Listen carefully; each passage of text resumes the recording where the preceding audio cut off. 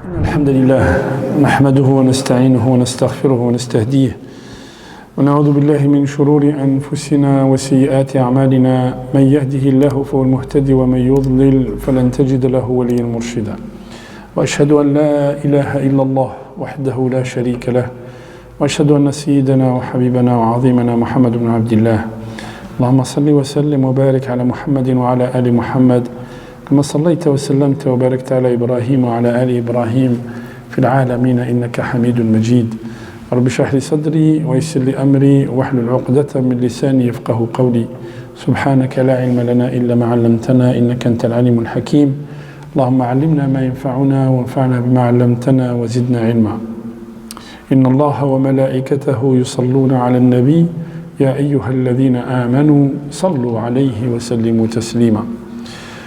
Aujourd'hui, Inch'Allah, ayyuha al-ikhwa, lana waqfa. Nous avons une petite station avec Kitabullah. Kitabullah min asma'i al-Qur'an al-Nur, min asma'i al-Qur'an al-Furqan, min asma'i al-Qur'an al-Ruh, min asma'i al-Qur'an al-Dhikr. Parmi les noms du Coran, al-Nur, la lumière. Le Coran, il te donne une lumière qui te permet d'avoir un autre nom du Coran qui s'appelle le discernement. La lumière nous permet de discerner la vérité, le vrai du faux, de discerner est-ce que je suis dans le vrai ou pas, est-ce que la position que j'ai prise ou la décision que j'ai prise est je suis dans le vrai ou je suis dans le faux. Le Coran, min asma'ihi dhikr, parmi les noms du Coran, al-dhikr, le rappel. Il nous rappelle quoi? Il nous rappelle la véridicité du prophète sallallahu alayhi wa sallam. Il nous rappelle la présence d'Allah subhanahu wa ta'ala. Il nous rappelle notre finitude. Il nous rappelle le jugement dernier, ayyuha al-ikhwa. Le Coran nous rappelle tout ça. Il nous rappelle notre finitude, qu'un jour ou l'autre, nous allons tous rencontrer notre Seigneur. Aussi, min asma'i al-Qur'an, il y en a beaucoup, les frères. Il y en a beaucoup. Min asma'i al-Qur'an, al-Ruh. Al-Ruh, quand on l'enlève du corps, le corps est inanimé, il n'y a rien. Amwatun ghayru ahya. Allah subhanahu wa ta'ala, comme si Allah subhanahu wa ta'ala nous dit كَذَلِكَ أَوْحَيْنَا إِلَيْكَ رُوحًا مِنْ أَمْرِنَا. Nous t'avons révélé un esprit de notre part. C'est ce que dit le Coran. Quand on enlève le ruh, le corps est inanimé. Le corps inanimé, Allah subhanahu wa ta'ala dit de celui qui n'a pas le Coran, أَمْوَاتٌ ghayru ahya. Ils sont morts vivants en fait. Tu les vois vivants, ils vaquent à leurs occupations, mais leur cœur est mort. Les gens qui ne connaissent pas la réalité des choses. Et la réalité des choses, c'est quoi? C'est qu'on va arriver tous un jour chez Allah subhanahu wa ta'ala et qu'il va nous rendre les comptes de ce que nous avons œuvré, ce que nous avons fait ici, ayyuha al-ikhwa. Ça, c'est très important de comprendre ça, et c'est le Coran qui nous donne ça. Donc le Coran, Allah subhanahu wa ta'ala l'a fait descendre du 7e ciel sur nous, sur vous, sur nous, les êtres humains qui sont des unités infinitésimales dans l'univers. Allah subhanahu wa ta'ala nous donne des paroles par lesquelles on peut retrouver la lumière. Aujourd'hui, nous avons juste une citation de Surat al-Ma'idah. Surat al-Ma'idah, c'est une sourate, comme tout le Coran, très explicite et qui nous rappelle notre dialogue que nous devons avoir avec les gens du livre. Parce que dans Surat al-Ma'idah, Allah subhanahu wa ta'ala il parle beaucoup des gens du livre. Et subhanallah, contrairement à nous qui ne connaissons pas beaucoup justement les gens du livre étudient le Coran. Et j'ai rencontré des gens qui étudient le Coran et qui étudient Surat al-Ma'idah, mais alors, tous les versets, connaissent leur position, ils connaissent ce que veut dire, subhanallah al-azim. Aujourd'hui, on va s'arrêter, incha'Allah, voilà, utilu alaykum, incha'Allah, on va s'arrêter sur qissa min qissas Bani Israël. Allah subhanahu wa ta'ala nous raconte une histoire de Bani Israël fait Surat al-Ma'idah. Il nous dit que Bani Israël, qui était dans le désert et qui était en Égypte, avec Moussa alayhi salam, ils arrivent aux portes de Jéricho, aux portes de Ariha. Il y en a qui disent Jérusalem, il y en a qui disent Ariha. Et Moussa alayhi salam, il dit à son peuple, voilà, nous sommes aux portes de cette ville et Allah subhanahu wa ta'ala vous a écrit cette ville. Donc, allez-y et rentrez dans cette ville. Mais avant de rentrer dans cette ville, Moussa alayhi salam, il a envoyé 12 émissaires. 12 émissaires, pourquoi 12? Parce que Yaqub alayhi salam, le dernier des patriarches, Yaqub qui était le fils de Ishaq, qui était le fils de Ibrahim, Yaqub min al-Haqib, le talon, c'est-à-dire c'est le dernier des patriarches, des grands prophètes. Yaqub, il avait 12 enfants. Et donc, Bani Israël, Moussa alayhi salam, il a choisi de chaque tribu Naqib, quelqu'un en représentant. Et il les a envoyés en éclaireur dans cette ville. Et ensuite, quand ils sont revenus, ils ont vu qu'il y avait des gens qui étaient très forts. Et ils ont exagéré la puissance de ces gens-là. Et Moussa, Allah subhanahu wa ta'ala, nous raconte cette histoire dans le Coran. وإذ قال موسى لقومه يا قوم ادخلوا الأرض المقدسة التي كتب الله لكم ولا ترتدوا على أدباركم فتنقلبوا خاسرين. Rentrez dans cette ville et ne détournez pas les pas et ne retournez pas sur vos pas, sinon vous serez perdants. قالوا يا موسى إن فيها قوما جبارين ولن ندخلها حتى يخرجوا منها فإن خرجوا فإنا داخلون. Donc on ne peut pas rentrer, on ne va pas rentrer parce qu'il y a des gens très puissants dedans. On ne va pas rentrer. Il y a des gens très puissants et tant qu'ils sont là, nous on ne va pas rentrer. C'est ce qu'ils disent. Bani Israël, que Moussa, Allah subhanahu wa ta'ala, ils disent Kuru ni'matallahi alaykum. Rappelez-vous les bienfaits d'Allah subhanahu wa ta'ala. Il a fait de vous des prophètes, il a fait de vous des rois. Et il vous a donné ce qu'il n'a pas donné à d'autres gens dans le monde. Il rappelle ses bienfaits à Bani Israël. Et quel est le message ici pour nous, ayyuha al-ikhwa? On va voir le message. قال رجلان من الذين يخافون أنعم الله عليهم ادخلوا عليهم الباب فإذا دخلتموه فإنكم غالبون وعلى الله فتوكلوا إن كنتم مؤمنين. Il y a deux personnes. On dit que c'est Kaloub et Yusha ibn Nun. En fait, parmi les 12 émissaires que Moussa a envoyés, ils se sont donné le mot qu'ils ne vont pas parler de la puissance de ces gens-là. Pourquoi? Sinon, l'armée qui est avec Sayyidina Moussa vont avoir peur. Ils ne vont pas rentrer dans cette ville. Ils se sont donné le mot. Par contre, il y en a une dizaine, ils ont trahi la parole. Et ils ont commencé à quoi? À décrire ces puissants, enfin ces gens, comme des gens extraordinaires. Que ces gens-là, quand ils mangeaient, quand ils avaient une grappe de raisin, mais ça c'est min al-Israéliyat, une grappe de raisin, il fallait 5 personnes pour la porter. Donc les autres, ils ont pris peur. Il restait 2 personnes, Yusha ibn Nun ou Kaloub, qui disaient non, n'ayez aucune crainte. Si vous faites confiance à Allah et si vous les prenez par surprise, vous allez conquérir cette ville. قالوا يا موسى إنا لن ندخلها أبدا. Jamais on rentrera dans cette ville. ما داموا فيها فاذهب أنت وربك فقاتلا إنها هنا قاعدون. Vas-y toi et ton Seigneur, combattez-les si vous voulez. Et nous on va s'arrêter là, on va rester là. Moussa il est en pleurs.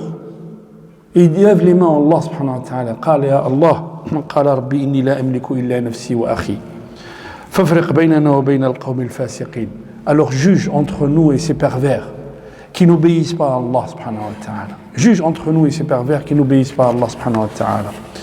قال الله سبحانه وتعالى فإنها محرمة عليهم 40 سنة. هنا il y a aussi quelque chose qu'on appelle le waqf في القرآن. Où est-ce qu'on s'arrête? Allah subhanahu wa ta'ala قال فإنها محرمة عليهم. Elle est interdite pour eux. Si on s'arrête à محرمة عليهم, elle leur est interdite. 40 سنة. يتيهون في الأرض فلا تأسى على القوم الفاسقين. Si on s'arrête là, elle est interdite pour eux et ensuite ils vont errer sur terre pendant 40 ans. Allah subhanahu wa ta'ala, sinon on a une autre explication, c'est que non seulement elle est interdite, mais en plus ils vont errer sur terre pendant 40 ans. Ça c'est le résumé de l'histoire. Le résumé de l'histoire, c'est que Moussa, il demande à son peuple d'aller conquérir une ville qu'Allah subhanahu wa ta'ala a écrit pour eux. Si vous ne le faites pas, qu'est-ce que vous perdez? Vous perdez le fait qu'Allah subhanahu wa ta'ala le soutien d'Allah. Vous perdez les bienfaits qu'il y a dans cette ville. Vous perdez quoi? L'agrément d'Allah subhanahu wa ta'ala. Mais ces gens-là, comme ils sont peureux, ces gens-là, comme radahou ila dunya, c'est-à-dire qu'ils aiment bien mahboubat ad-dunya, ils sont tranquilles dans un confort. Voyez? Non, nous on ne va pas rentrer, qu'est-ce qu'on va faire avec ces gens-là? On est là tranquille, il ne faut pas nous bousculer. Quelle est la leçon qu'on peut tirer, nous, aujourd'hui, de ça?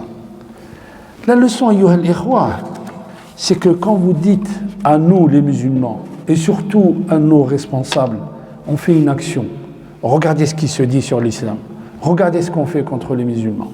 Et Allah, bismillah, on fait une action, n'ayez pas peur. Mais non, il y a l'État, l'autre, ils ont la mairie avec eux, les autres, ils ont ceci, les autres, ils ont cela. Mais tu as peur de quoi? Est-ce que quand on fait une action, comment dire, républicaine, une action comme chaque citoyen, tu as peur de quoi? T'as peur de quoi? Allah subhanahu wa ta'ala, Allah falyatawakkalul mu'minun wa 'ala Allah falyatawakkalul mutawakkilun. T'as peur de quoi? Et en fait, on a peur. On a peur pour nos intérêts. On a peur pour nos intérêts personnels. On a peur pour notre confort. Nous sommes dans un confort. Mes enfants, ils sont à l'école. Moi, j'ai Netflix à la maison. J'ai Canal Plus à la maison. Je regarde mes matchs tranquilles. Qu'est-ce que tu vas m'amener, toi, à faire quelque chose, une pétition, à faire quelque chose, une action pour construire une mosquée, construire une école? On va nous suivre, on va nous faire ceci, on va nous faire cela. Mais tu as peur de quoi? Demain, tu vas mourir. Demain, tu vas mourir. Allah subhanahu wa ta'ala va te demander qu'est-ce que tu as fait dans cette vie? Qu'est-ce que tu as laissé comme empreinte de cette vie? C'est ça ce que veut dire cette histoire, ayyuha al-ikhwa.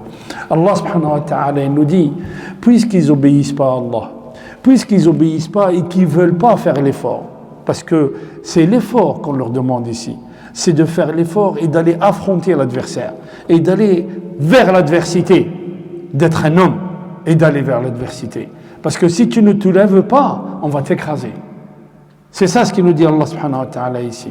Vous voyez, ألم تر إلى الذين خرجوا من ديارهم وهم ألوف حذر الموت فقال لهم الله موتوا ثم أحياهم. الآية في سورة البقرة. Vous savez où qu'elle est positionnée cette ayah sur Al-Baqarah? Elle est positionnée juste après quelques ayats où Allah subhanahu wa ta'ala il parle de quoi? Il parle de la famille. Des gens qui ont eu peur de défendre leur famille, de défendre l'éducation de leurs enfants. Ils ont eu peur. Ils sont sortis de leur ville, ils sont sortis de leur demeure parce qu'ils avaient peur qu'on les tue. Ils avaient peur. Vas-y, allez-y, vous allez tous mourir. En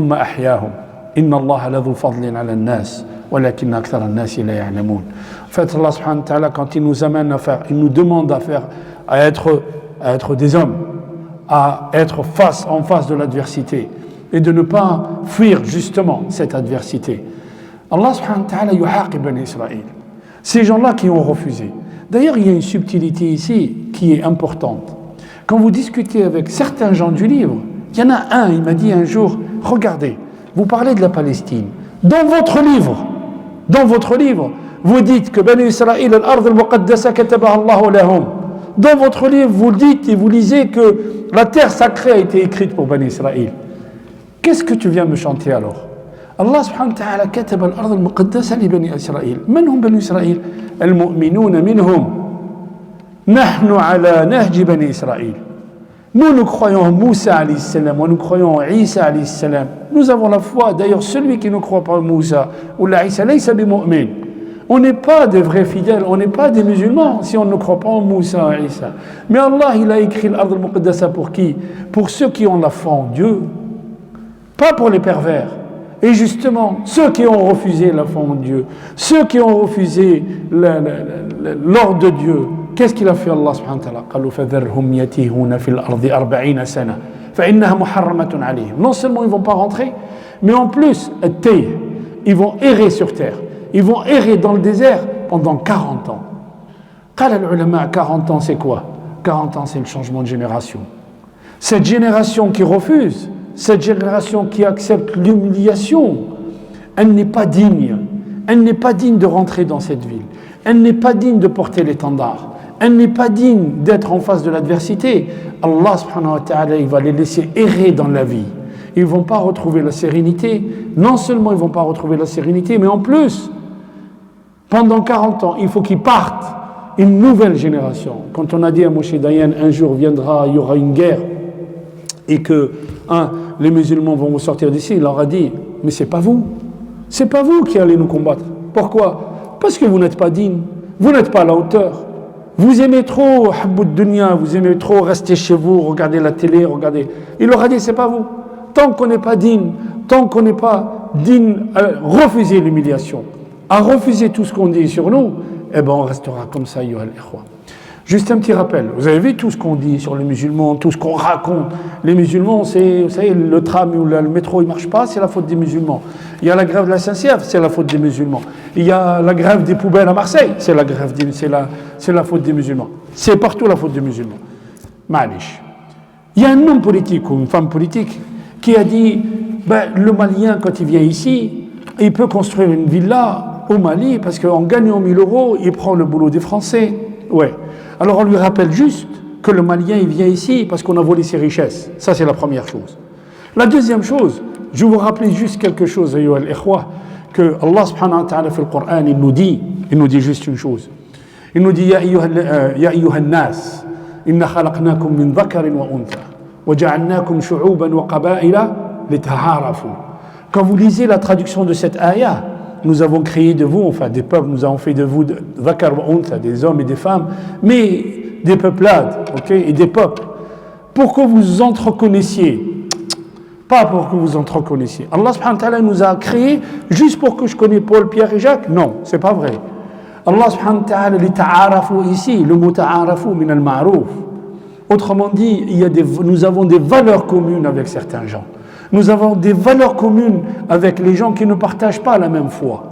Et il n'y a pas longtemps, ayyuha al-ikhwa, on a parlé de thèses qui étaient dans les années 40, qui ont été émises par l'Église réformée. Des thèses qui disaient, nous sommes justement, nous respectons l'État, mais nous refusons de respecter les lois iniques, les lois qui nous demandent de dénoncer quelqu'un juste parce qu'il est ainsi ou il est ainsi, juste parce qu'il est chrétien, musulman ou juif. On doit le dénoncer. Non, ces lois-là sont des lois iniques, sont des lois injustes. Et nous, on ne répondra pas à ces lois-là. Ça, c'est la dignité, ayyuha al-ikhwa. Hadihi li ta'arafu. Ça, c'est les lois iniques, et ça, c'est ce que ça veut dire les valeurs. Et je finirai par une petite histoire, ayyuha al-ikhwa. Une petite histoire. Il y a deux étudiants à Stanford, une grande université en Californie, ayyuha al-ikhwa.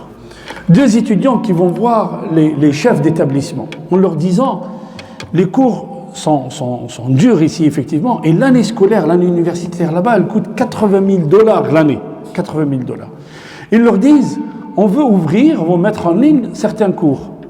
Alors bien sûr, les responsables refusent. Ils leur donnent le cours le plus difficile, l'intelligence artificielle. Le plus difficile, on ouvre au grand public. Et le grand public va suivre les cours. 10 000 personnes vont passer l'examen. Sur les 10 000 personnes, ayyuha al-ikhwa, sur les 10 000 personnes, la majorité qui ont réussi l'examen, 50% c'était des Africains moins de 18 ans.